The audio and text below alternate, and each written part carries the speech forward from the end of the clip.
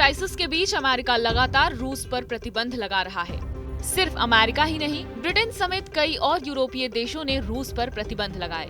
इसी बीच एक और देश है जिसने अमेरिका संग अपनी दोस्ती प्रूव करने के चक्कर में बैठे बिठाए रूस से पंगे ले लिए, और वो देश है जापान। वैसे तो युद्ध में यूक्रेन पर रूसी हमले के खिलाफ जापान लगातार बोलता रहा है, और जब रूस पर प्रतिबंधों का दौर शुरू हुआ तो प्रधानमंत्री फूमियो किशिदा भी पीछे नहीं रहे। तो आइए आपको बताते हैं पूरा मुद्दा क्या है। जापान ने रूस से कोयले का इंपोर्ट बंद करने का ऐलान किया है। अब जापान के कुछ एनर्जी सेक्टर का रूस की कुछ कंपनियों पर बड़ा निवेश है। अब एक तरफ जापान अपने निवेश बनाए रखना चाहता है तो दूसरी तरफ कोयला इंपोर्ट पर प्रतिबंध।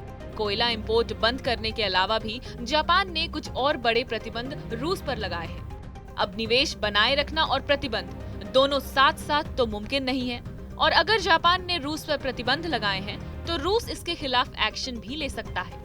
और अब जापान को इसका अंदाजा और डर दोनों है। लेकिन सवाल ये उठता है कि रूस पर प्रतिबंध लगाकर क्या जापान ने अपने पैर पर कुल्हाड़ी मार ली है?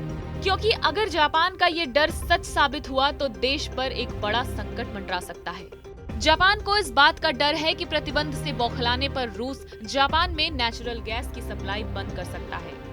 अब इस बैन के चक्कर में अगर जापान का ये अंदेशा सच निकलता है तो जापान में गैस की बड़ी किल्लत हो जाएगी।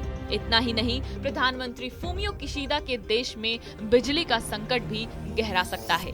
आपको बता दें कि नेचुरल गैस का कुछ इस्तेमाल जापान में बिजली बनाने के लिए भी होता है। अब ऐसे में जापान के सामने एक साथ दो बड़ी मुसीबतें खड़ी हो सकती हैं। जापान में नेचुरल गैस का बड़ा भंडार नहीं है। जापान के पास सिर्फ 3 हफ्ते की ही नेचुरल गैस को रखने की क्षमता है, क्योंकि अभी तक जापान को गैस की सप्लाई बंद नहीं हुई है। ऐसे में अगर ऐसी मुसीबत भरी सिचुएशन सामने आती है तो इससे निपटने के लिए जापान सरकार ने अपनी कंपनियों को आदेश दिए हैं। आदेश में कंपनियों को ये कहा गया है कि वो जल्द से जल्द अपना भंडार भर लें, यानी जितना स्टॉक अपने पास जमा कर सकते हैं कर ले।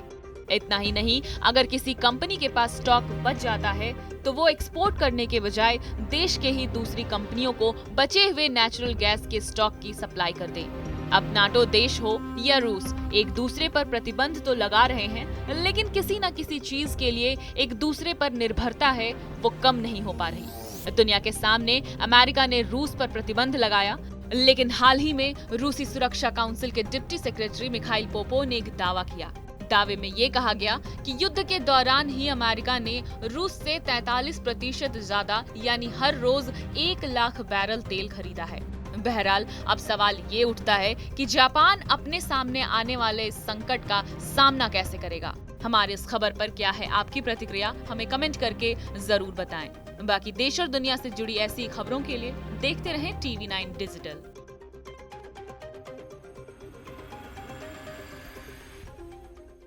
परवाह देश की, सोमवार से शुक्रवार रात 10 बजे TV9 भारतवर्ष पर।